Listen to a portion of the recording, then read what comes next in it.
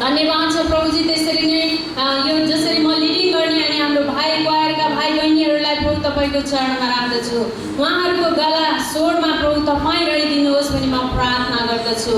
आज प्रभुजी यो भवनभित्र रहेर प्रभु हामी जति जे गर्नेछौँ प्रभु सबै कुराले तपाईँको मात्र तपाईँको महिमा भएको होस् भनी बिन्ती गर्दै सबै बिन्ती प्रार्थना तपाईँको चरणमा राख्दै आशिष माग्छौँ येशू प्रभुको नाममा, आमेन। Oh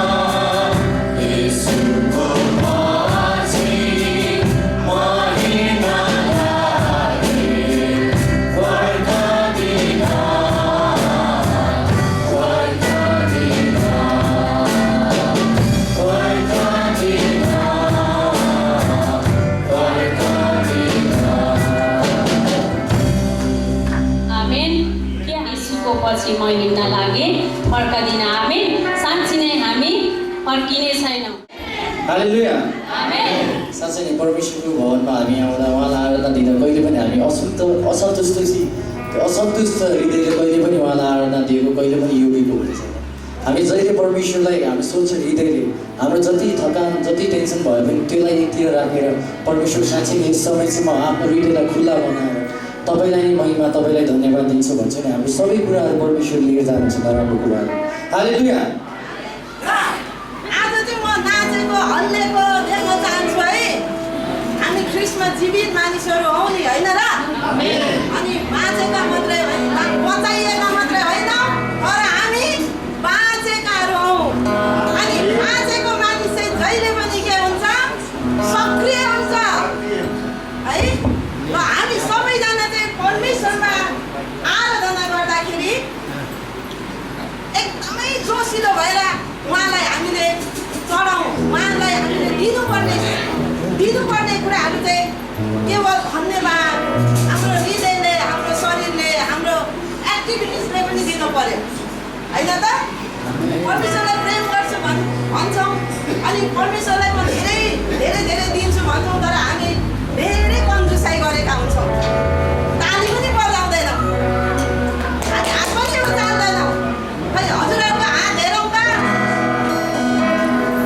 हालेलुया यति सुन्दर हातहरू दिनुभएको छ परमेश्वरले हामी उहाँलाई देखाउँदैछौँ प्रभु धन्यवाद तपाईँलाई धन्यवाद भन्नेछौँ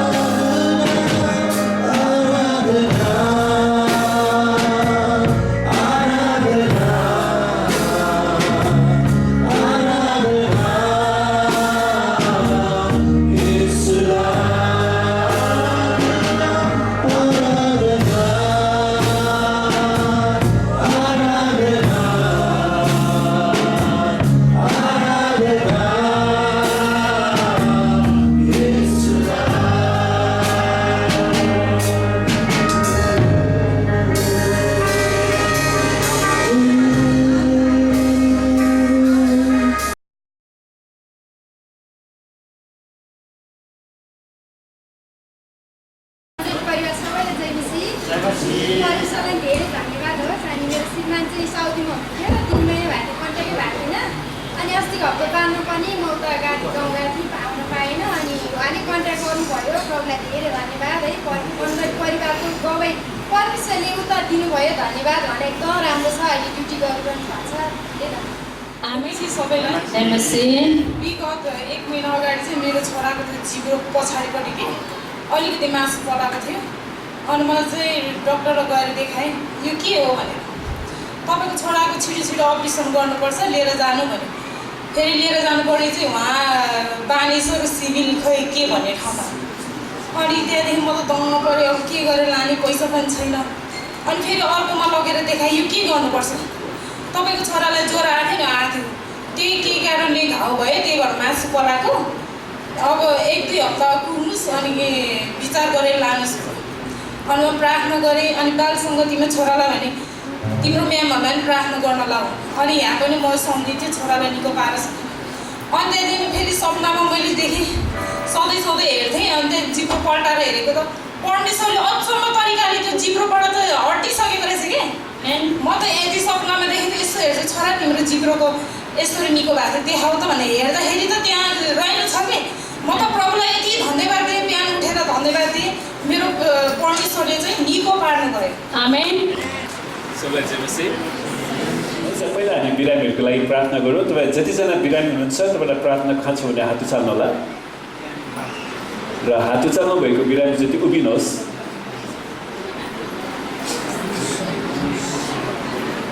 र तपाईँलाई जहाँ समस्या छ त्यही आफ्नो हात राख्नुहोस्।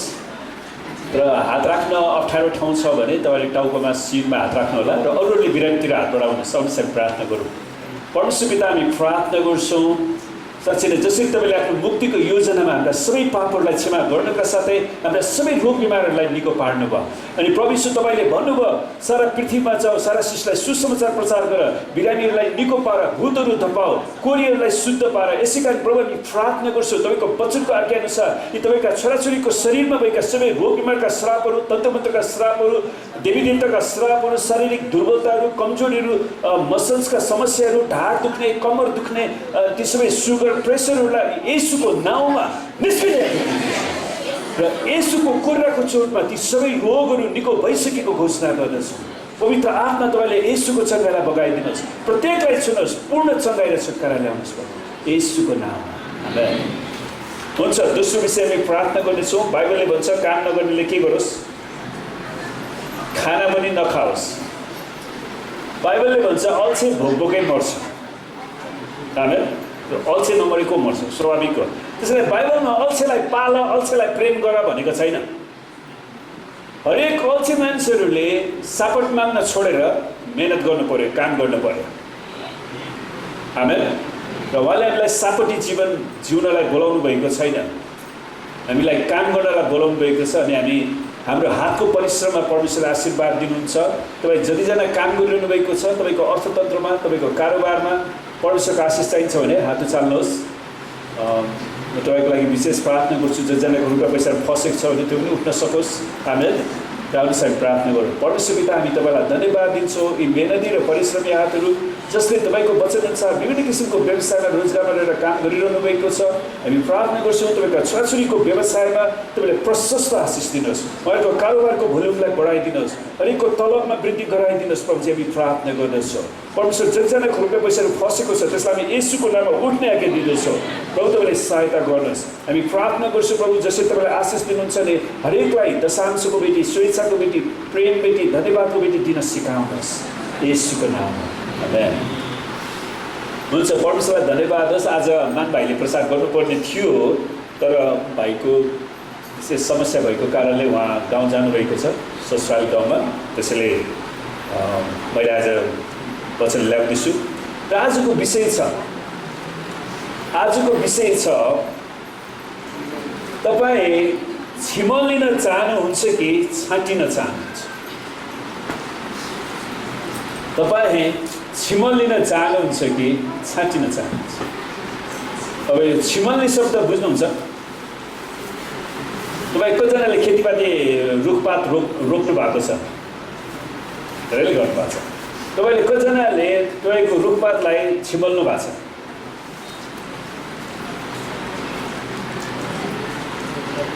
सुन्नुहोस्, प्रभु येशू ख्रीष्टले एउटा चाखलाग्दो कुरा भन्नुभयो, जुन वचनलाई आज हामी फोकस गर्नेछौँ, ध्यान गर्नेछौँ। विशेष गरी यूहन्ना 15को हुन त हामी 1 देखि 11 पछि पढ्नेछौँ, तर यो दुईटा पदको लागि, यो छाँट्ने र छिमल्ने दुईटा शब्दलाई हामी हेर्नेछौँ।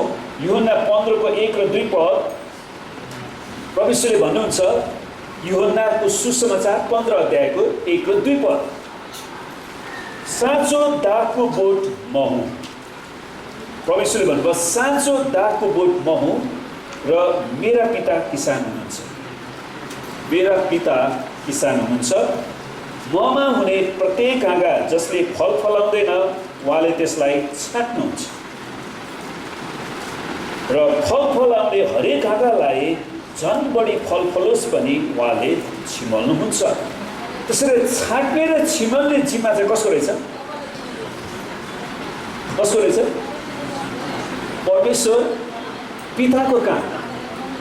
किनकि परमेश्वरले यहाँनिर एउटा कुरा स्पष्ट पार्नु भयो, साँचो दागको बोट म हुँ, येशू ख्रीष्ट हुनुहुन्छ र मेरा पिता किसान हुनुहुन्छ। त्यसैले यसलाई दागबारीको सन्दर्भमा भनिएको छ है। त्यसैले नयाँ करारमा मण्डली परमेश्वरको दागबारी हो, तर यो दागबारीको मुख्य बोट चाहिँ को हुन्छ? येशू ख्रीष्ट आफै हुनुहुन्छ। यो दागबारीको मुख्य बोट येशू ख्रीष्ट हुनुहुन्छ र हामीहरू सबै हाँगा मात्रै। त्यसैले हामीलाई दिएको आज्ञा चाहिँ ख्रीष्ट येशूमा रहनलाई, ख्रीष्ट येशूमा रहनलाई। सुन्नुहोस्, हामीलाई फल फलाऊ भनेको छैन। बाइबललाई राम्रोसँग पढ्नुहोस्। हामीलाई ख्रीष्ट येशूमा रहनलाई आज्ञा दिएको छ। यदि हामी ख्रीष्ट येशूमा रह्यौँ भने हामीले अटोमेटिक फल फलाउँछौँ। तर धेरै मानिसहरू ख्रीष्ट येशूमा नरहिकन आफै फल फलाउन चाहन्छ। म यतिजना अगुवा तयार गर्छु, म यतिजना आत्मा जित्छु, म यो गर्छु, म ऊ गर्छु। हेर्नुहोस् त, त्यहाँनिर कुनै एकजना इन्डियाको एकजना प्रचारक थियो जसको प्रचार सुनेपछि मलाई टाउको दुख्नु थाल्यो। उसले के भनेर प्रचार गर्यो भने इन्डियामा धेरै जमानामा, मलाई तपाईँले केही 1000 रुपियाँ दिनुभयो भने म तपाईँको लागि प्रार्थना गर्छु, तपाईँलाई 20 वर्ष रोग लाग्दैन।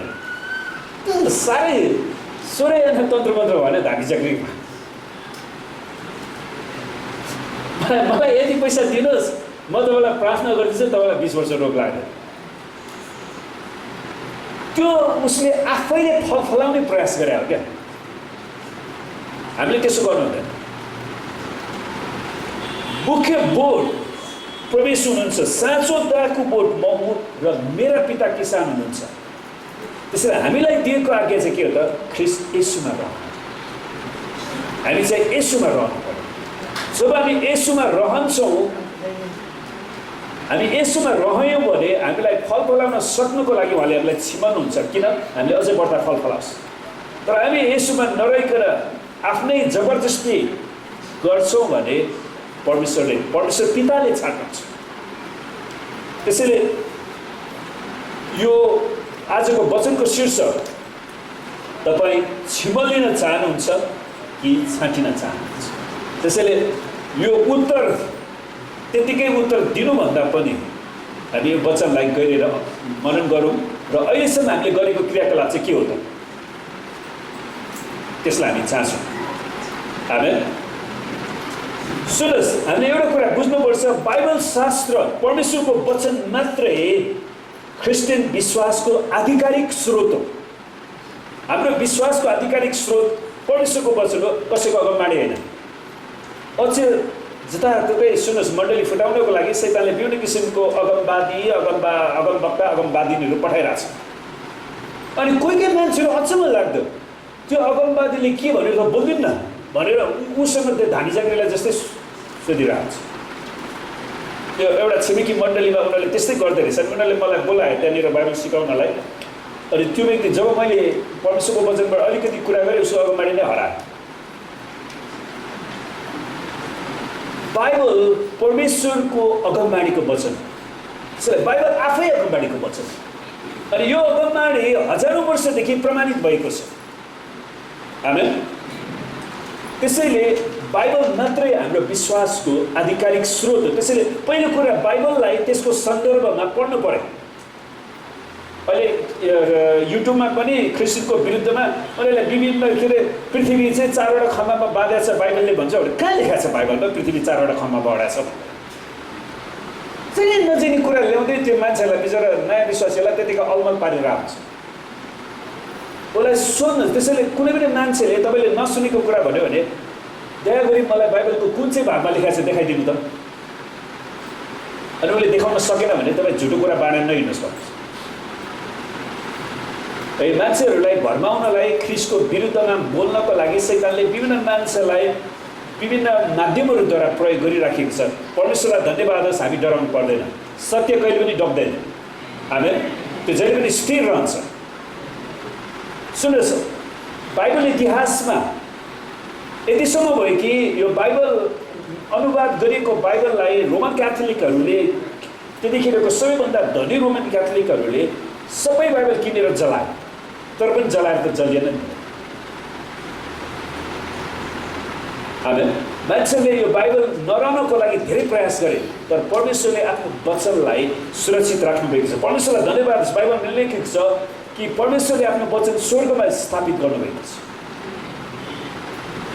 त्यसैले परमेश्वरसँगको कुराकानीको हाम्रो एउटै मात्र माध्यम परमेश्वरको वचन। त्यसैले तपाईँले परमेश्वरको वचन बाइबल किन्नुहोस्। तपाईँ अहिलेसम्म कतिजनासँग बाइबल छैन? हात उचाल्नु त। बाइबल नभएको व्यक्ति हात उचाल्नुहोस्। एकजना भाइसँग छैन, अरू 2जनासँग छैन, अरू। सुन्नुहोस्, तपाईँसँग बाइबल छैन भने तपाईँको लुगाफाटा बेचेर भए पनि यो बाइबल किन्नुहोस्। तपाईँको एउटा निजी बाइबल हुनुपर्छ। निजी बाइबल, घरको बाइबल, छिमेकीको बाइबल हेर्नुहोस्, त्यो नलिनुहोस्। तपाईँको आफ्नो निजी बाइबल हुनुपर्छ। अनि तपाईँले बाइबल पढ्दाखेरि परमेश्वरको आत्माले तपाईँलाई, मैले अस्ति एउटा शब्द व्याख्या गरेको थिएँ नि, लोगस र रेमा। लोगस भनेको लिखित वचन, रेमा भनेको जब त्यो वचनले तपाईँलाई बोल्न सुरु गर्छ, पवित्र आत्माले प्रकट गर्नुहुन्छ, त्यो रेमा हुन्छ, त्यसलाई तपाईँले अन्डरलाइन गर्नुहोस्। अनि त्यसपछि त्यसले भविष्यमा तपाईँलाई बाइबल अध्ययन गर्न अझ सजिलो हुन्छ। अनि त्यसलाई सन्दर्भमा बुझ्दै गर्नुहोस् है। त्यतिकै हावातालमा टप्पा टुइएको रूपमा वचनलाई जथाभावी प्रचार नगर्नुहोस् है। तपाईँलाई वचनको बारेमा राम्रो थाहा छैन, वचन जानेको मान्छेसँग गएर सोध्नुहोस्। अब तपाईँलाई इङ्ग्लिस भाषा हुन्छ भने अहिले युट्युबमा पनि विभिन्न बाइबल डिक्सनरीहरू, अहिले तपाईँ बाइबल कलेज जानु पनि पर्दैन। धेरै बाइबलका प्रचारहरूले, विद्वानहरूले उनीहरूको शिक्षाहरू युट्युबमा राखिदिएका छन्, तपाईँले समय निकालेर हेर्नुपर्छ, त्यति मात्र। प्रभुलाई धन्यवाद होस्, हामीले नेपाली भाषाको यो अनुवाद प्रचार पनि हाम्रो युट्युबमा राखिएको छ। तपाईँले हाम्रै चर्चको प्रचारलाई युट्युबमा सुन्न सक्नुहुन्छ नेपाली भाषामा। तपाईँले मिडियाको राम्रो सदुपयोग गर्नुहोस्। छाडा कुराहरू हेरेर बस्नु सट्टा, छाडा कुराहरू सुनेर बस्नु सट्टा परमेश्वरको वचन सुन्नुहोस्। आमेन। किनकि परमेश्वरको वचनले तपाईँको जीवनमा विश्वास लिएर आउँछ। त्यसैले बाइबल मात्रै क्रिस्चियन विश्वासको आधिकारिक स्रोत हो। त्यसको मतलब के त? बाइबलमा लेखेको वचनलाई हामीले जस्ताको त्यस्तै अध्ययन गर्छौँ, पालन गर्छौँ, हामीले त्यसलाई विश्वास गर्छौँ। जुन पुस्तक परमेश्वरले आफ्नो दासहरूद्वारा लेख्नुभयो, परमेश्वरले नै दिनुभएको वचन हो। त यसमा कतिवटा पुस्तक छन् भन्नुहोस् त? 66 वटा है। पुरानो करारमा कतिवटा? पुरानो करारमा 59, 3-9 वा कसैलाई नेपाली भाषा आउँदैन अझ त्यो इङ्ग्लिस पढाइदिएको कारणले 39 है। अब कतिजनालाई 79 भनेको इङ्ग्लिसमा कति भन्नु त? धेरैलाई थाहा छैन।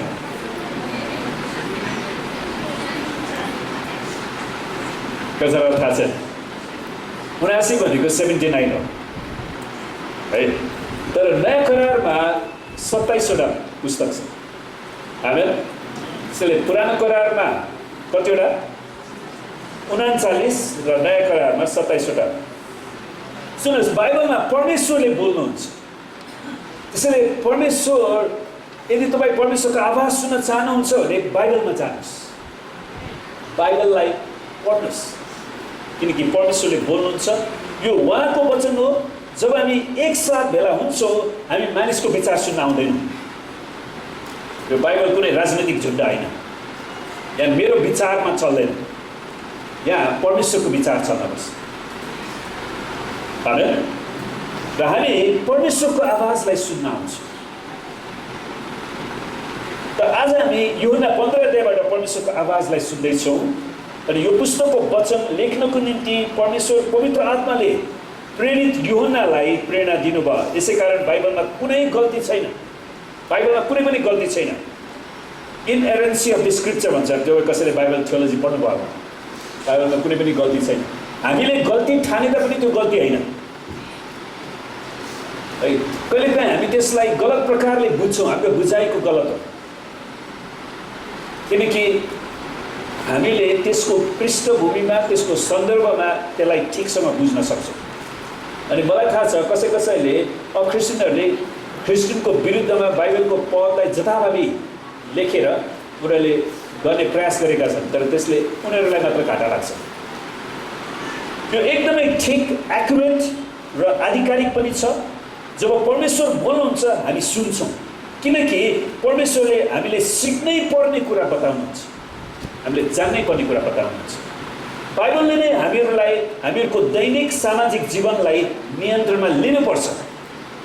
दैनिक रूपमा हाम्रो सामाजिक जीवनमा परमेश्वरको डर हामीले लिनुपर्छ, बाइबलको वचनलाई लिनुपर्छ।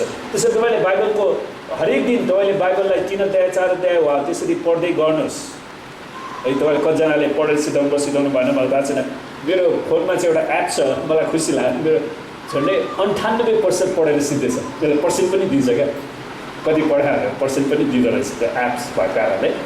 98%, अब अलिकति बाँकी छ। अनि त्यसपछि फेरि रिभिजन गर्न सकिन्छ। सुन्नुहोस्, किनकि हाम्रो वर्तमान समय र अनन्तताको निम्ति सबै मार्ग निर्देशन बाइबलमा नै पाइन्छ। वर्तमान र हामी अनन्तता जो हामी परमेश्वरसँग सदा सर्वदा समय बिताउँदैछौँ त्यो सबै कुरा बाइबलमा पाउँछ। जब एउटा राष्ट्र वा व्यक्तिले परमेश्वरको वचन बाइबल शास्त्रलाई इन्कार गर्छ भने तिनीहरूले परमेश्वरलाई इन्कार गर्छ। नेपालको इतिहासमा सुन्नुहोस्, पृथ्वी नारायण शाहको पालामा परमेश्वरको वचन आएको थियो। वास्तवमा त्यो इन्डियाबाट आएका जो प्रचारकहरू थिए तिनीहरूले काठमाडौँको राजा प्रताप मल्ललाई भेट्नु सक्दा पृथ्वीनारायण शाहलाई भेटेको भए सम्भवतः अहिलेको नेपाल ख्रिस्ट नेपाल हुन सक्थ्यो। त्यतिखेर त्यो एउटा गल्ती भनौँ वा भाग्यले साथ दिएन नेपाललाई, किनभने पृथ्वीनारायणले काठमाडौँ उपत्यकामा हमला गरेपछि जितेपछि त्यतिखेर नै यहाँ चर्च सुरु भइसकेको थियो बसन्तपुरमा त्यो के ठाउँहरूमा। अनि ती सबै क्रिस्चियनहरूलाई चाहिँ देश निकाला गरिदियो पृथ्वीनारायणले, किनभने त्यहाँ धेरै गल्ती भुल बुझाइ भएको छ। सबै एउटा राष्ट्र वा व्यक्तिले बाइबललाई इन्कार छ, तिनीहरूले परमेश्वरलाई इन्कार गरे। सुन्नुहोस्, पृथ्वीनारायण शाहको पालादेखि नै क्रिस्टियानिटीलाई इन्कार गरेको कारण नेपाल अहिलेसम्म, सुन्नुहोस्, पृथ्वीनारायण शाहको समयदेखि अहिलेसम्म नेपालको 240 वर्षको इतिहासमा नेपाल कुनै देशको अधीनमा बस्नु परेन। तर हामी किन गरिबीको सबभन्दा गरिब राष्ट्रमा बस्नु परेन? किनकि यो राष्ट्रले परमेश्वरको वचनलाई इन्कार गरेको कारण शैतानको सबै श्राप यो देशमा भित्रियो, त्यसले खेल्न पाए। त्यसैले मानिसहरूलाई ख्रिस्ट येशूको वचन चाहिन्छ अनि मात्र देशले छुटकारा पाउन सक्छ। सुन्नुहोस्, जब परमेश्वरको वचनमा इन्कार गर्छ त्यसको नतिजा भयानक हुन्छ। त्यसैले हाम्रो देशमा सबैभन्दा डरलाग्दो विभिन्न किसिमका कुराहरू भएका छन्। कोद पर्व, तपाईँले नेपालको इतिहास पढ्नु भने डरलाग्दो रगतको खोला बगेको छ। सबै किसिमका हत्या, सबै किसिमका व्यभिचार, पाप अनि त्यसको श्राप चाहिँ अहिले पनि छ। बाबुआमाले छोराछोरीलाई हत्या गर्ने, छोराछोरीले बाबुआमाको हत्या गर्ने है। अनि अचेलको यो मोबाइलको फोनले लक गरेर उनीहरूले आमाले त्यो प्रेमिका थाहा पायो भनेर, प्रेमी थाहा पायो भनेर आमालाई नै हत्या गर्ने। कस्तो कस्तो खालको मानिसहरू नेपालमा जन्मिरहेछ, त्यति घिनलाग्दो अवस्था भइसक्यो। सुन्नुहोस्, त्यसैले प्रियहरू, हामीलाई अरू कुनै कुरामा गलबन्दी गरेर वा समय खेर फाल्ने मौका छैन। हामीले समयमै परमेश्वरलाई आराधना गर्नुपर्छ। आमेन। त्यसैले त्यसको भयानक नतिजा हामीले भोगिराखेका छौँ। जसले बाइबलद्वारा परमेश्वरको आवाजलाई सुनेर आज्ञा पालन गर्छन् तिनीहरूले अहिले र सदा सर्वदाको निम्ति अनन्त जीवन र आशिष प्राप्त गर्नेछन्। अहिले र सदा सर्वदाको निम्ति। यूहन्नाको 15:1 11 सरस्वती पढ्छु पहिला, अनि त्यसपछि हामी यसलाई अलि एक दुईचोटि अरू बेला पनि पढ्नेछौँ। साँचो दाखको बोट म हुँ र मेरा पिता किसान हुनुहुन्छ।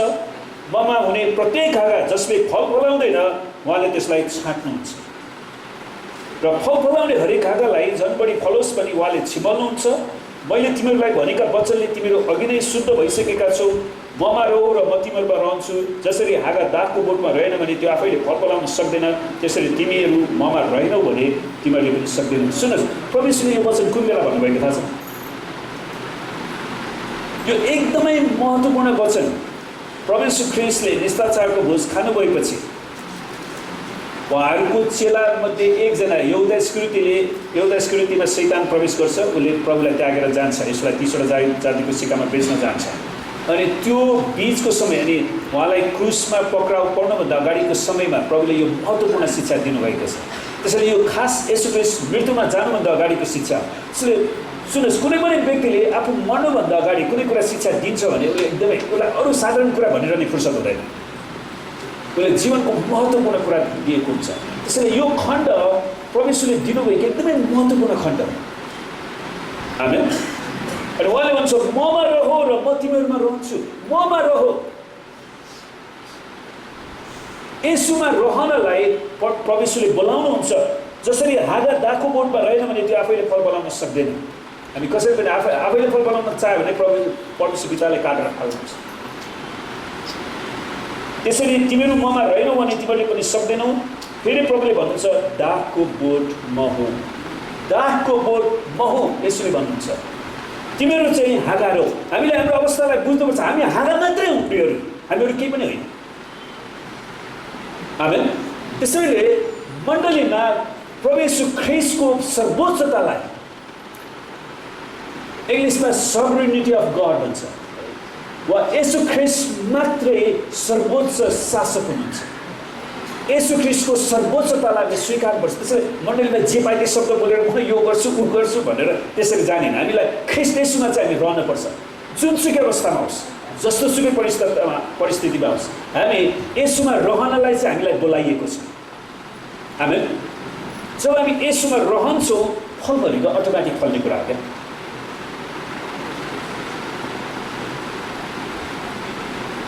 दागको बोट म र तिमीहरू चाहिँ हाँगाहरू हौ। यदि कोही ममा रह्यो भने र म त्यसमा रह्यो भने त्यसले धेरै फल फलाउँछ। त्यो ममा रह्यो र म त्यसमा रहेँ भने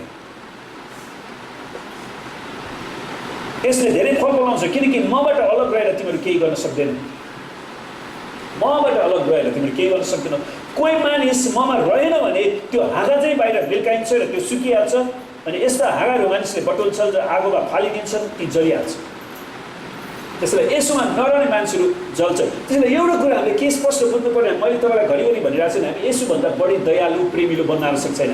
कोही मान्छे यसोमा रहँदैन भने उसलाई परमेश्वरले फ्याँक्नु भयो भने तपाईँ बटोमा नजानुहोस्। सुन्नुहोस्, जब यहुदा इस्करियोतीले प्रभु यीशु ख्रीष्टलाई त्यागेर गए, धोकेबाज गरेर गए, शैतान त्यसभित्र पस्यो भनेको छ बाइबलमा।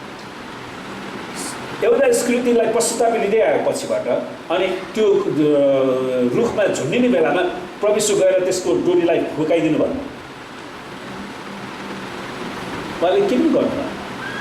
पछि हामी देख्छौँ यूहन्ना 17 अध्यायमा प्रभु यीशुले उहाँको प्रधान पुजारीले प्रार्थना गर्नुहुँदाखेरि परमेश्वर पितासँग एउटा कुरा भन्नुभयो, परमेश्वर पिता, त्यो विनाशको छोरो बाहेक अरू सबैलाई मैले सुरक्षित राखेको छु।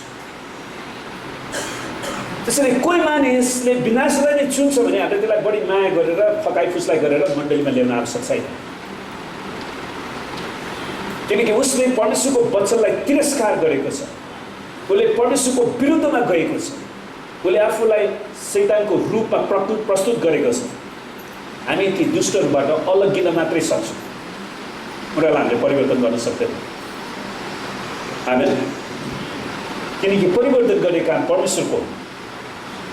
यस्ता हाँगाहरू मानिसले बटुल्छन् र आगोमा फालिदिन्छन्, ती जलिहाल्छन्। तिमीहरू ममा रह्यौ भने र मेरा कुरा तिमीहरूमा रह्यो, त्यसैले तर तिमीहरू चाहिँ ममा रह। यसमा नरहने मान्छेको लागि हामीले फिक्री गरिरहनु पर्दैन, किनकि उनीहरूले सुसमाचारलाई सुनेर पनि त्यागेर रद्द बनाएर गएका छन्। तिमीहरू ममा रह्यौ र मेरा कुरा तिमीहरूमा रह्यो भने तिमीहरूलाई जे इच्छा लाग्छ मागेर त्यो तिमीहरूको निम्ति गरिनेछ। त्यसैले हाम्रो इच्छालाई पनि शुद्ध पारिनुपर्छ। अनि त्यो शुद्ध चाहिँ त्यतिखेर मात्र हुन्छ जब हामी यसोमा रहन्छौँ। आमेन। प्रभु यीशुले प्रार्थना गर्न सिकाउनु हुँदाखेरि तपाईँको इच्छा पुरा होस्, तपाईँको इच्छा जसरी स्वर्गमा पुरा हुन्छ त्यसरी यस पृथ्वीमा पुरा हुन्छ। त्यसैले हामीले हाम्रो जीवनमा परमेश्वरको इच्छाको खोजी गर्ने मेरो इच्छा हो। तिमीहरूले धेरै फल फलाएर मेरो चेला हो भनी प्रमाणित गर्यौ भने यसैमा मेरो पिताको महिमा हुन्छ।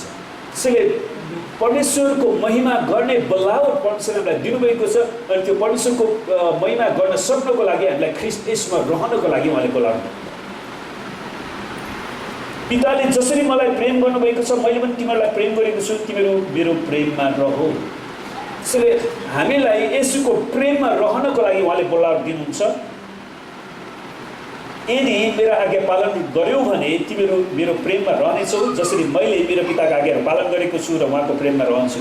त्यसैले हामीलाई कुनै मान्छेको आज्ञा पालन गर्नलाई बोलावट दिएको छैन, हामीलाई परमेश्वरको वचनको येशू ख्रीष्टको आज्ञा पालन गर्नलाई बोलावट दिएको छ। आमेन। मैले यी कुरा तिमीहरूलाई यसै कारण भनेको छु कि मेरो आनन्द तिमीहरूमा होस् र तिमीहरूको आनन्द भरिपूर्ण होस्। हामीहरूको आफ्नै आनन्द पूर्ण होस् र हामीलाई ख्रीष्टको आनन्दले भरिदियो।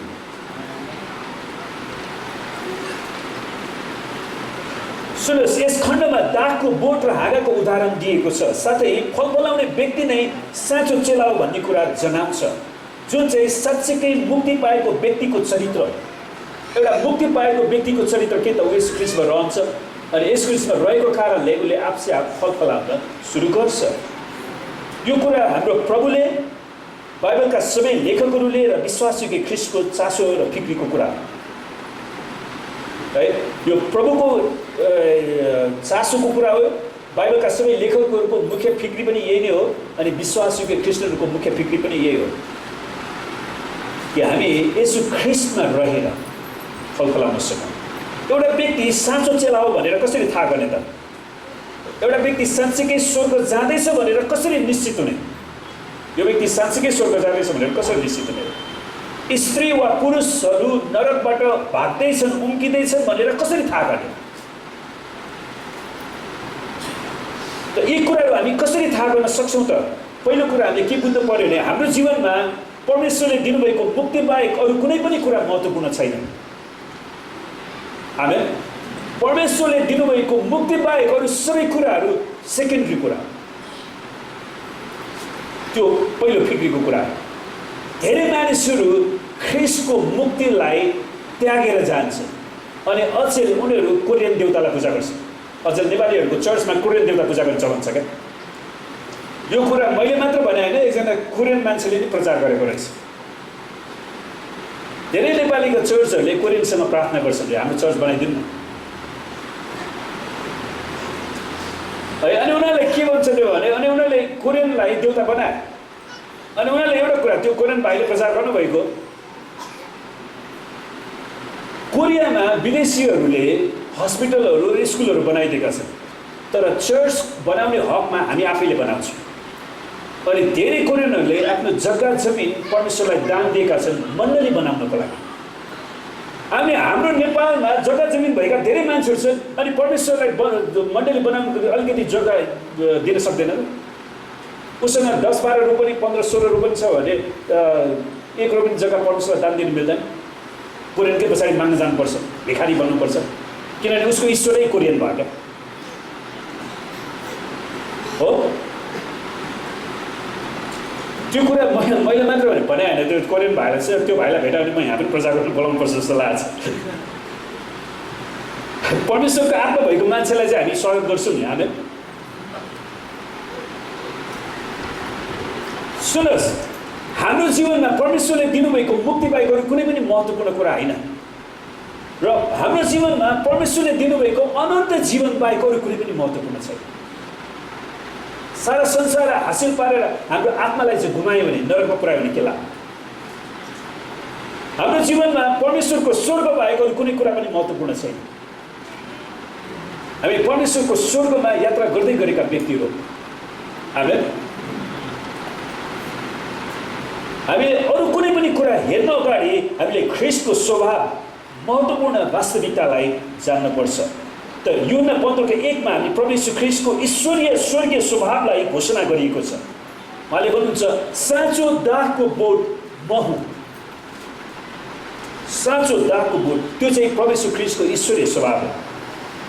सुन्नुहोस्, हुन त नेपालीमा म हुँ भन्ने शब्द छ नि, इङ्ग्लिसमा आई एम भन्ने छ। यो शब्द के जानुहोस् थाहा छ तपाईँको? पुरानो करारमा जब मूसाले परमेश्वरलाई परमेश्वर तपाईँको नाम के हो भन्दाखेरि परमेश्वरले के भन्नुभयो? म हुँ जो म हुँ। जसलाई हिब्रूमा यावे वा मैले एकजना यहुदी भाइको यो यावे नाममा पनि धेरै झगडा रहेछ क्या। किनकि यहुदी हिब्रू भाषा चाहिँ सुनेर सिक्नुपर्ने भाषा, नेपाली जस्तो त्यो लेखेर सिक्न सक्ने भाषा होइन। किनकि उनीहरूसँग भावेल छैन क्या। उनीहरू अहिले चाहिँ उनीहरूले भावेल थपेको छ तर उनीहरूले जुन बेला त्यो कुरा बोल्थे त्यसमा भावेल छैन। अनि JHVH मात्रै छ। अनि टेट्राग्रामेसन भन्छ 4वटा अक्षर।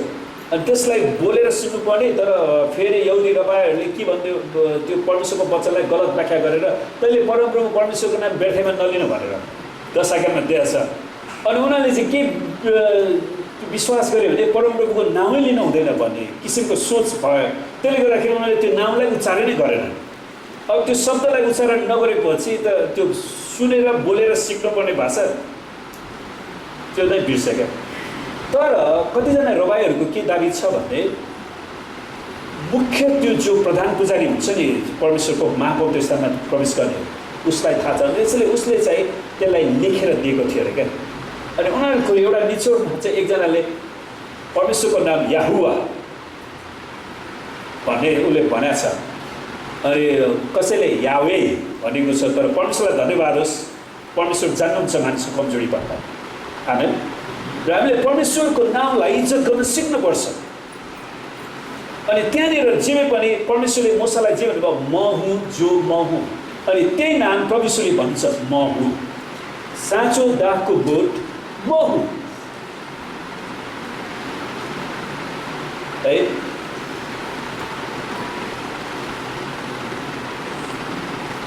अनि यसले चाहिँ के जनाउँछ भने म हुँ है।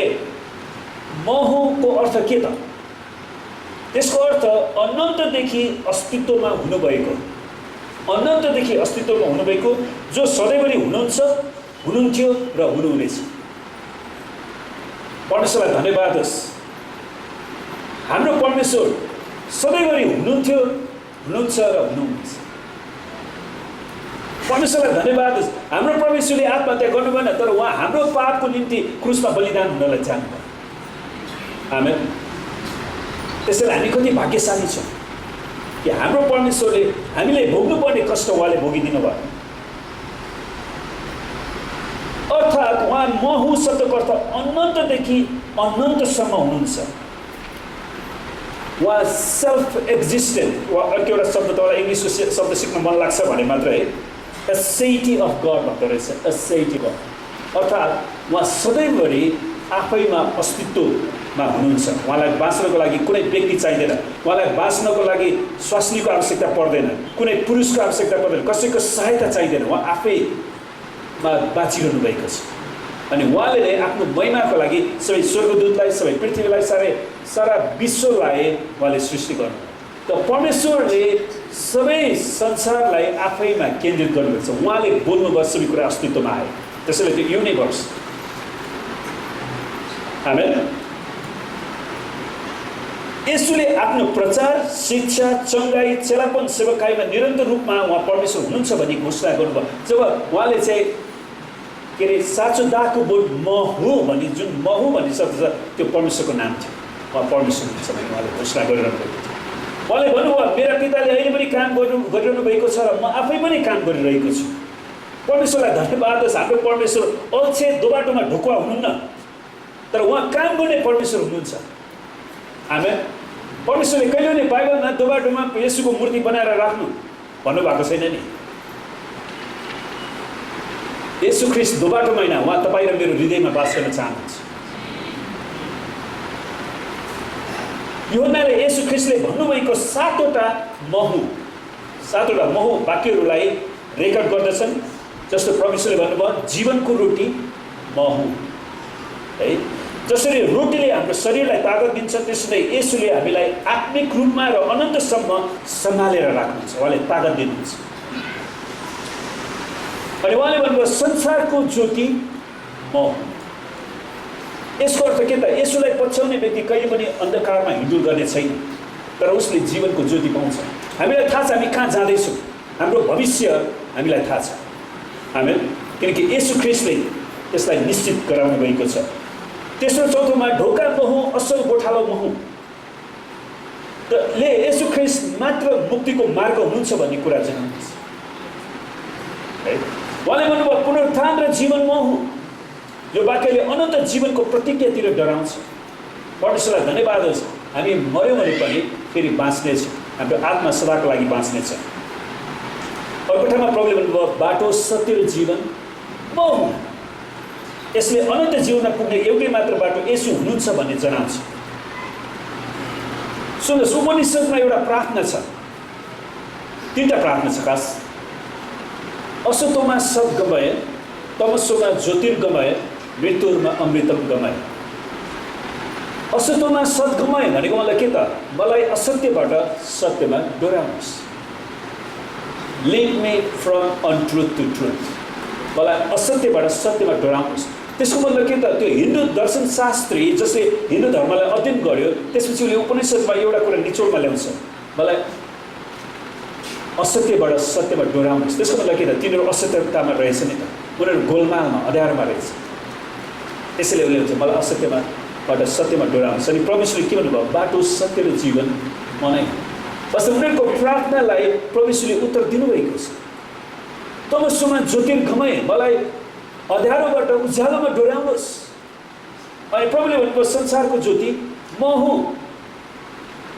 मृत्युमा अमृतम गमय, मलाई मृत्युबाट अनन्त जीवनमा डोराउनुहोस् वा अजम्बरी जीवनमा डोराउनुहोस्। उनीहरूले त्यो शब्द प्रयोग गर्छ। अनि प्रभुले के भन्नुभयो? मलाई विश्वास गर्ने मऱ्यो भने पनि बाँच्नेछ। त्यसैले उपनिषद, हिन्दू धर्ममा उपनिषदमा राखिएको जुन प्रार्थना छ त्यसलाई परमेश्वरले राम्रोसँग उत्तर दिनुभएको छ। अनि उनीहरूले यो कुरालाई राम्रोसँग बुझ्ने हो भने यसलाई विश्वास गर्नुपर्छ र कुनै समस्याहरू म देख्दिनँ। र अन्तिम रेकर्ड हामी देख्छौँ कि परमेश्वरले भन्नुहुन्छ साँचो दागको बोट म हुँ। आमेन। र यसो ख्रीष्टले म हुँ भन्ने वाक्यहरू बोल्नु हुँदा निश्चित चुनिएका वाक्यहरू मात्र उहाँले बोल्नुभएको थियो। किनकि यहुदीहरूद्वारा नियन्त्रित समाजमा यसो आउनु हुँदा यसोले बोल्नुभएका बुँदाहरू एकदमै महत्त्वपूर्ण थिए। ती कुराहरू यहुदीहरूले राम्रोसँग बुझेका थिए। भिडहरूलाई खुवाउनु भएपछि जब परमेश्वरले 5 रोटी र 2 माछाद्वारा कतिजना खुवाउनु भयो? 5000 मानिसहरू भनेको छ। त्यसैले त्यहाँनिर आइमाई र केटाकेटीहरू हिसाब गऱ्यो भने करिब 15-20 हजार मानिसहरूले खाए। अनि त्यसपछि प्रभुले भन्नुहुन्छ तिमीहरू रोटीको लागि पछाडि नजाऊ, जीवनको रोटी म नै हुँ। तिमीहरूले जसरी तिमीहरूको शरीर बाँच्नको लागि यो शारीरिक रोटी खाएका छौ, तर तिमीहरूको आत्मा बाँच्नको लागि तिमीहरूले मलाई खानुपर्छ, किनकि जीवनको रोटी म हुँ। अनि तिनीहरूले पनि ज्योतिहरूको चाड, इजरायलमा एउटा फेस्टिभल अफ लाइट्स हुँदो रहेछ। ज्योतिहरूको चाडको त्यो विशेष आराधनाको समयमा प्रभुले भन्नुभयो संसारको ज्योति म हुँ। तिमीहरूको यो लाइटले तिमीहरूलाई शारीरिक ज्योति मात्रै दिन्छ, तर तिमीहरूलाई आत्मिक ज्योति चाहिनको लागि मलाई विश्वास गर्नुपर्छ, किनकि संसारको ज्योति म हुँ। अनि भेडाहरूको ढोका र असल गोठालो म भन्नुको कारण त्यस बेलाको संसारको गोठालोपनको बुझाइको आधारमा उहाँले भन्नुभएको थियो। किनकि उनीहरूले भेडाहरूलाई जङ्गलमा चराउन जाँदाखेरि उनीहरूले ठुलो ठुलो गोठहरू बनाएका हुन्थे। अनि उनीहरू रातमा त्यहाँ जाँदाखेरि त्यो सबै भेडाहरू चाहिँ उनीहरूले एउटै गोठमा राख्थे नि, ढोका लगाइन्थ्यो। अनि भोलिपल्ट हरेक गोठालाले आफ्नो आफ्नो भेडालाई लाँदाखेरि उनीहरूले सुसेली हालेर उनीहरूले डोराउँथे। अनि त्यसपछि हरेक भेडाले आफ्नो गोठालालाई आफ्नो गोठालाको सुसेलीलाई राम्रोसँग चिन्न सक्ने। अनि त्यसरी आफ्नो भेडा उनीहरू जान्थे, उनीहरू कहिले पनि मिक्स हुन्थेन। त्यो उनीहरूको अचम्मको अभ्यास थियो क्या। खास मैले नेपालमा त्यस्तो अभ्यास गरेको थाहा छैन। अनि परमेश्वरले भन्नुहुन्छ भेडाहरूको ढोकामा ममा विश्वास गर्नेले है भित्र र बाहिर सुरक्षा पाउँछ। यसैले त्यो कुरालाई अनि प्रभुले लाजरसलाई बरु उठाउनु भएपछि भन्नुहुन्छ पुनरुत्थान र जीवन मन। आमेन।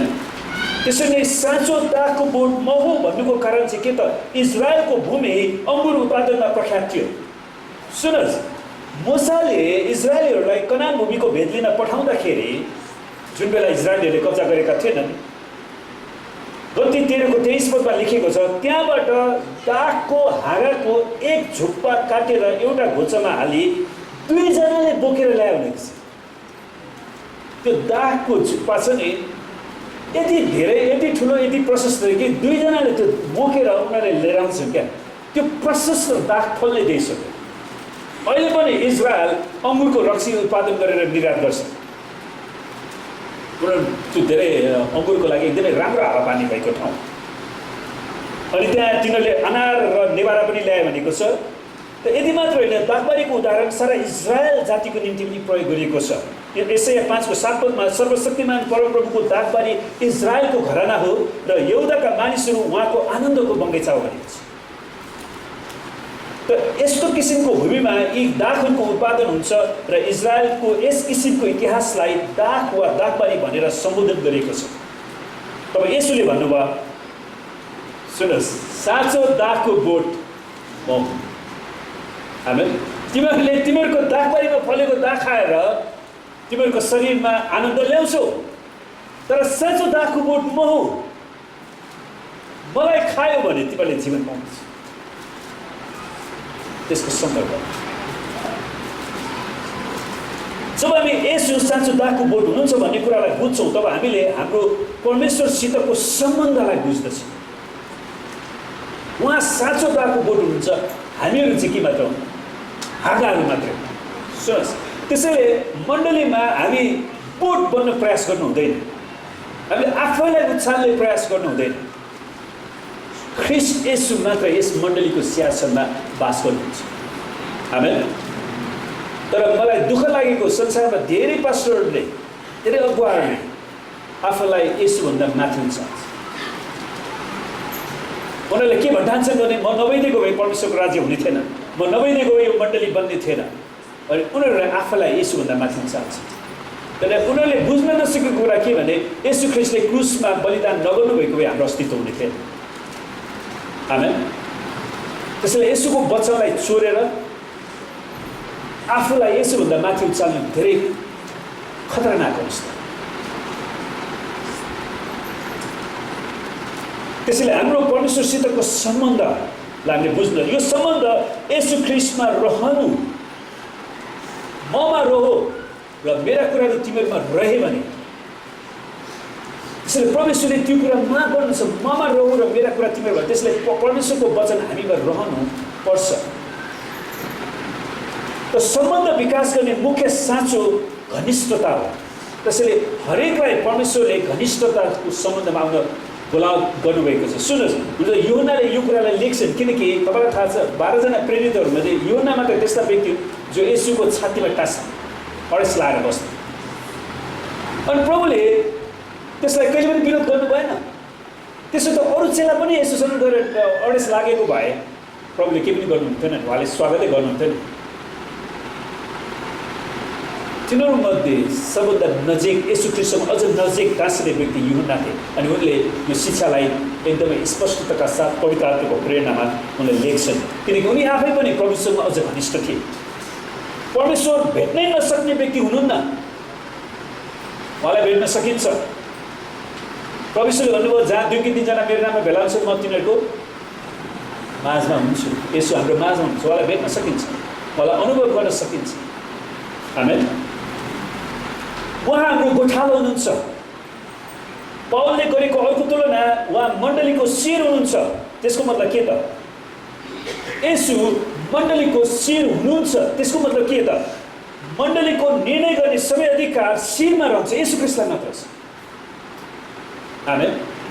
त्यसैले हामी येशूमा टाँसिनुपर्छ। त्यसैले अर्को सम्बन्ध ख्रीष्ट मण्डलीको दुला हुनुहुन्छ, हामीहरू उहाँका दुलै। त्यसैले जसरी दुलैले आफ्नो दुलाको इच्छा गर्छ, प्रभुलाई धन्यवाद छ। हाम्रो बहिनीको लागि हामीले प्रार्थना गऱ्यौँ, परमेश्वरले उहाँको दुलालाई फोन गर्नलाई सहायता गर्नुभयो। अहिले खुसी हुनुहुन्छ, बहिनी तपाईँ खुसी हुनुहुन्छ?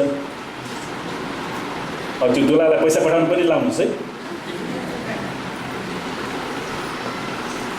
अब मैले फोन गरेँ भने त भाइलाई म भन्छु कि आफ्नो परिवारलाई राम्रोसँग आर्थिक रूपमा हेरविचार गर्नु पर्यो। आमेन। सुन्नुहोस्, हाम्रो दुला येशू ख्रीष्टले हाम्रो हेरविचार गर्नुहुन्छ आफ्नो दुलैको। यदि दुलै आफ्नो दुलाप्रति विश्वासयोग्य रह्यो भने। आमेन। त्यसैले धेरैचोटि एउटा समस्या के छ, प्रभुलाई धन्यवाद होस्, कतिजना दुलैहरू दुला विदेशमा जाँदाखेरि विश्वासघात गर्छ।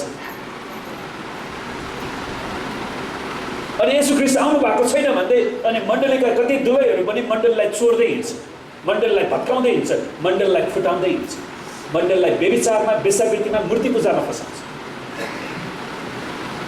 दुलाले एक दिन, हाम्रो दुलाले उनीहरूलाई दण्ड दिनुहुन्छ। त यी सबै उदाहरणहरू के त? परमेश्वरसित घनिष्ठ सम्बन्ध राख्नलाई यसले हामीलाई उत्प्रेरणा दिन्छ है। उहाँमा रहनुको अर्थ के हो त? या एउटा नमुना पाउँछ हामी 15:7 हामी उहाँको वचनमा रहन्छौँ।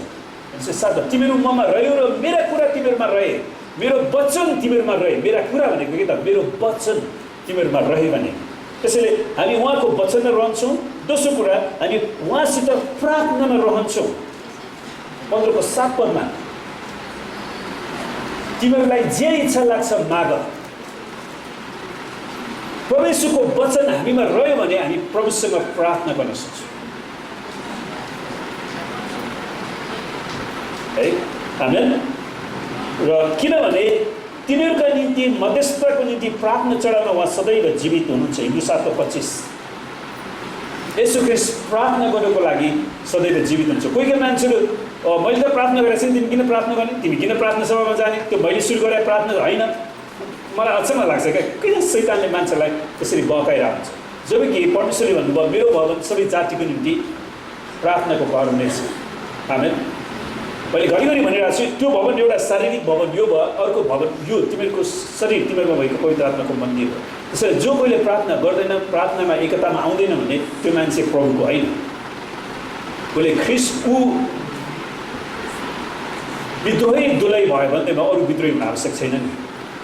आमेन।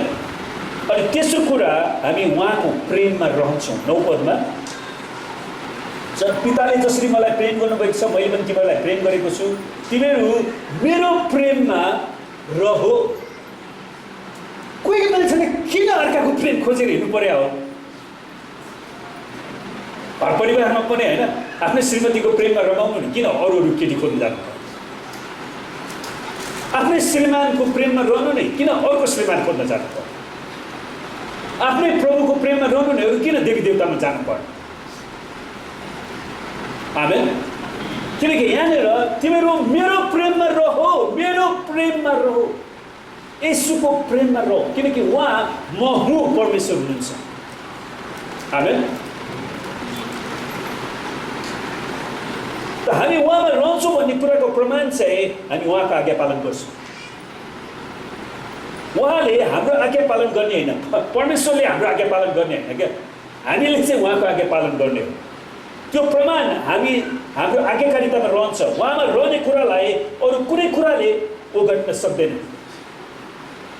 हाम्रो अस्तित्वको मुख्य उद्देश्य उहाँको निम्ति फल फलाउनु। त्यसैले जब हामी उहाँमा रहन्छौँ, उहाँको वचनमा रहन्छौँ, उहाँको प्रार्थनामा रहन्छौँ अनि उहाँको प्रेममा रहन्छौँ, हामीले अटोमेटिक परमेश्वरको निम्ति फल फलाउँछौँ। यो पाठको महत्त्वपूर्ण सत्यता हामीलाई फल फलाउने आज्ञा दिएको छैन। मैले फल फलाऊ भनेको छैन, तर हामीलाई येशूमा रहनलाई चाहिँ आज्ञा दिएको छ। जब हामी येशूमा रहन्छौँ फल अटोमेटिक फल्न सुरु गर्छ। आमेन। त यदि हामी येशू ख्रिस्टमा रहिरहन सफल भयौँ भने हामीले फल फलाउनेछौँ। यहाँ नै हाम्रो समस्या देखिन्छ। हामीहरू सधैँभरि फल फलाउने प्रयास गरिरहन्छौँ। म यो गर्छु, म यो गर्छु, होइन? हामी फल फलाउने कुरामा केन्द्रित हुन्छौँ धेरैचोटि। म आउने साल 7 जनालाई जित्छु वा 10 जनालाई जित्छु, 10 जना अगुवा खडा गर्छु वा अनेकखेरि म यो गर्छु, म ऊ गर्छु, अनि म तर आउने साल म प्रभुको वचनमा रहन्छु भन्ने कुरा खै त? म प्रभुको प्रेममा रहन्छु, म प्रभुको प्रार्थनामा रहन्छु, म प्रभुसित एकदमै नजिकको सम्बन्धमा रहन्छु। किनकि सबै आशिष येशूसितको सम्बन्धबाट आउँछ। आमेन।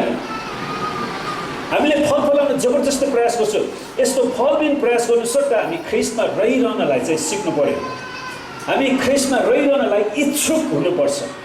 कहाँबाट सुरु गर्ने त? उहाँमा रहिरहनलाई सुरुवात कहाँबाट गर्ने? उहाँको वचनबाट सुरु गर्नुहोस्। वचन पढ्नुहोस्, बुझ्नुहोस् र त्यसलाई प्रयोगमा ल्याउनुहोस्। आमेन। यदि तपाईँ यहाँ चुक्नुभयो भने तपाईँ सबैतिर असफल बन्नुहुन्छ। अनि चाहिने नचाहिने कुरा बोल्दै होइन, अनि परमेश्वरले उसले चाहिने कुरा नचाहिने कुरा बोल्यो भने अरूलाई चाहिँ परमेश्वरको आत्माको वरदान छैन त?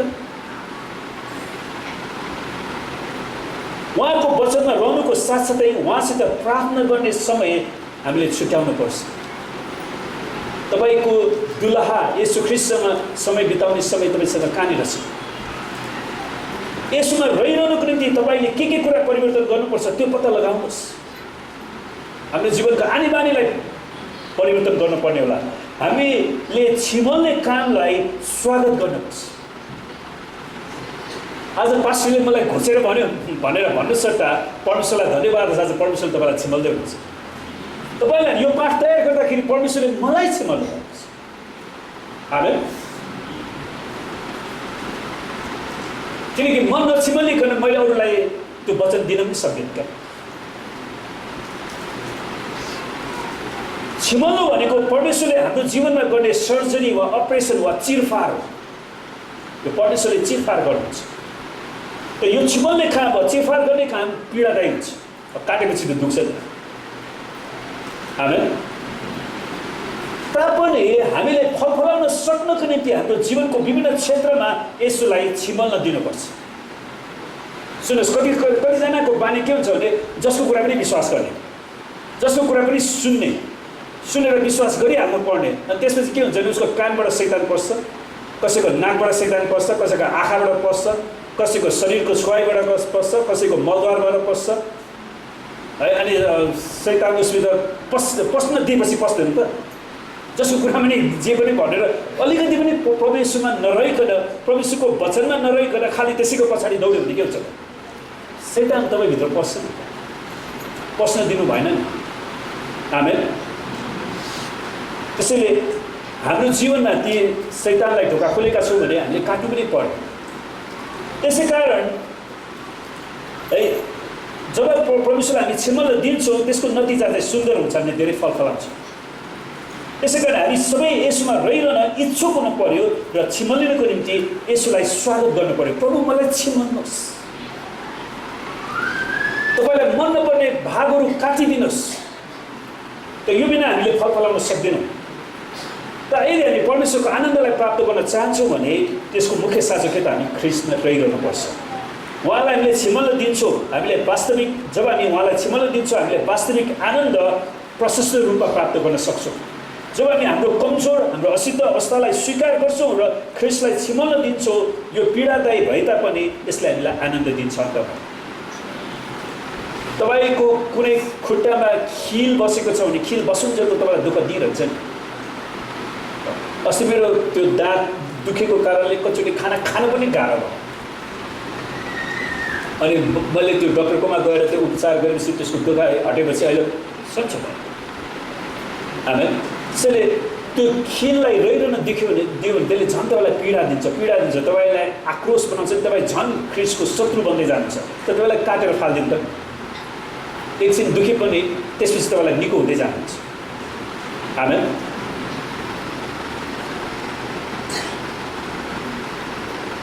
हामीहरू आधार मात्रै हो भन्ने कुरालाई हामीले बुझ्नु पर्यो। हाम्रो अस्तित्व हामी आधा मात्रै हो, ख्रिस्ट हाम्रो बोट हुनुहुन्छ। यसको मतलब के त हामी उहाँमा रहनु पर्यो, उहाँमा टाँसिनु पर्यो, उहाँको प्रेममा, उहाँको वचनमा, उहाँको प्रार्थनामा रहनु पर्यो भन्ने कुरालाई हामीले स्वीकार्नुपर्छ। यदि हामी वास्तविक आनन्द प्राप्त गर्न चाहन्छौँ भने हामी यसुमा टाँसिनै पर्छ। यो संसारको शैलीभन्दा धेरै फरक छ।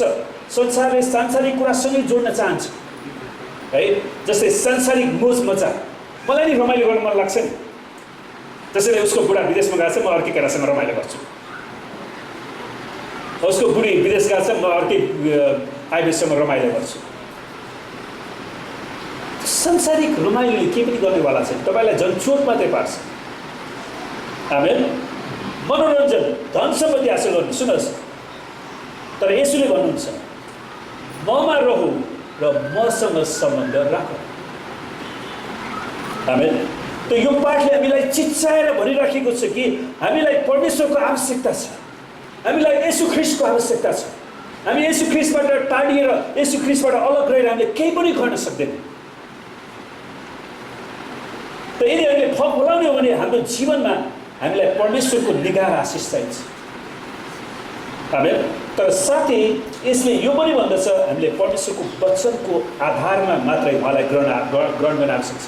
हाम्रो आफ्नै आधारमा परमेश्वरलाई ग्रहण गर्ने होइन, परमेश्वरको वचनको आधारमा उहाँलाई हामीले ग्रहण गर्नुपर्छ। त्यसैले परमेश्वरको उपस्थितिमा आउँदाखेरि हामीले आफूलाई पश्चाताप गर्नुपर्छ। यदि मेरो आफ्नै नाउँदैका मेरा प्रजाले, मेरो आफ्नै नाउँदैको मेरा प्रजाले पश्चाताप गर्छन्, त्यसले आफूलाई नम्र पार्छ अनि प्रार्थना गर्छ, मेरो मुहारको खोजी गर्छ र आफ्नो दुष्ट चालबाट फर्किन्छ भने म तिनीहरूको प्रार्थना सुन्छु। त्यसैले पहिलो कुरा जहिले पनि पहिलो हुन्छ। आमेन। र हाम्रो आफ्नो व्यक्तिगत धारणा अनुसार होइन। जस्तै कहिले कहिले कोही मान्छेले भन्छ नि परमेश्वरले मलाई पैसा दिनु भएन त्यसैले म उहाँको सेवा गरिदिनु। अब कहिले कहिले मान्छे पहिला परमेश्वरले मलाई निको पारोस् नि मात्रै दौडेर चर्चमा आउँछु। धेरै वर्ष अगाडि एकजना मान्छेले के भन्नुभयो भने म यो हात भाँच्छु, उसको सधैँ हात थियो। म यो हात काटेर भाँच्छु अनि तपाईँको येशूले चाहिँ यसलाई जोडेर सिद्ध देखाइदियो भने म विश्वास गर्छु भन्नु। मैले भने उहाँलाई भाइ मेरो परमेश्वर तपाईँ जस्तो मूर्ख हुनुहुन्न, सधैँ हातलाई भाँचेर जोडाएर किन देख्नुपर्ने? कस्तो कस्तो खालको मान्छेहरू आउँछ क्या। मेरो परमेश्वर तपाईँ जस्तो मूर्ख हुनुहुन्न। उहाँले आवश्यक परेको खण्डमा भाँचेको हातलाई चाहिँ जोड्ने हो, तर सधैँ भइरहेको हातलाई भाँचेर फेरि किन जोड्नु पर्यो? मान्छेहरूको सोच। त्यसैले हामीले यसो ख्रिस्टलाई नै दागको बोट बनाउनुपर्छ। साँचो दागको बोट म हो, प्रभुले भन्नुभयो। हामीहरू हाला मात्रै, अनि हामी बन्नुपर्छ, उहाँमा रहनुपर्छ र उहाँको आज्ञा पालन गर्नुहुन्छ। र प्रश्न यो छ, तपाईँ छिमलिन चाहनुहुन्छ कि छाँटिन चाहनुहुन्छ? तपाईँको निर्णयको कुरा। हामी र आउनुहोस् हामी आँखा चिम्लौँ। र यदि आज तपाईँले परमेश्वरको वचनलाई बुझ्नुभएको छ र तपाईँको जीवनमा छिमल्नु पर्ने आवश्यक परेका कुराहरू तपाईँले देख्नुभएको छ भने, जो तपाईँलाई थाहा छ, अनि तपाईँले परमेश्वरसँग हात उचाल्नुहोस् र उहाँलाई भन्नुहोस्, परमेश्वर पिता मलाई छिमल्नुहोस्, मेरो यो कमजोरीपनालाई छिमल्दिनुहोस् र मलाई अझै फलफलले बनाउनुहोस्। यो नितान्त तपाईँ र प्रभुको बिचको कुरा। परमेश्वर पिता हामी तपाईँलाई धन्यवाद दिन्छौँ। यी जो हातहरू तपाईँको सामनेमा उचालिएका छन् प्रभु, उहाँहरूले आफ्नो जीवनको समस्या तपाईँलाई देखाउनु भएको छ। परमेश्वर पिता तपाईँ साँच्चै नै किसान हुनुहुन्छ अनि येशू ख्रीष्ट तपाईँ साँचो दागको बोट हुनुहुन्छ र हामीहरू प्रभु आगाहरूमा। र परमेश्वर पिता तपाईँले हामीलाई छिमल्नुहोस्। यी हातहरू जसले छिमल्नको लागि भन्नुभएको छ प्रभु, उहाँहरूको सबै छिमल्लिनु पर्ने कुरालाई छिमल्दिनुहोस् र अझै फल फलाउनलाई शक्ति दिनुहोस्, बल दिनुहोस्, अभिषेक दिनुहोस्, तपाईँको निगाह, तपाईँको अनुग्रह अपनाउनुहोस् प्रभु, तपाईँले आशिष दिनुहोस्। हामी तपाईँलाई धन्यवाद दिन्छौँ येशूको नाममा। र आउनुहोस् हामी परमेश्वरलाई धन्यवाद दिउँ आजको वचनको लागि। सबैले हृदयदेखि नै परमेश्वरलाई धन्यवाद दिनुहोस्।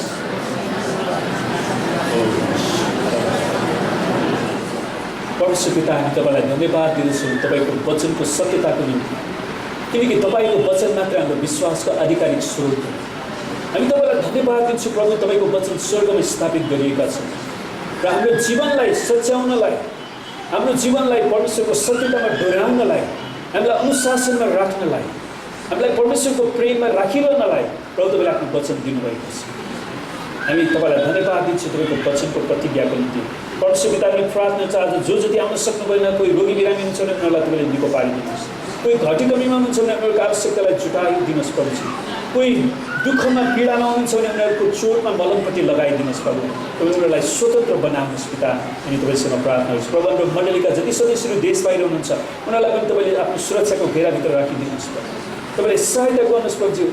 अनि उहाँहरू अभावमा, खेदोमा, निन्दामा आउँदाखेरि तपाईँले सुरक्षा दिनुहोस् प्रभु, अनि उहाँहरूलाई उहाँको आर्थिक स्रोतहरूमा तपाईँले आशीर्वाद दिनुहोस् परमेश्वर। र सबै दुष्टको चालबाट तपाईँले छुटकारा दिनुहोस्।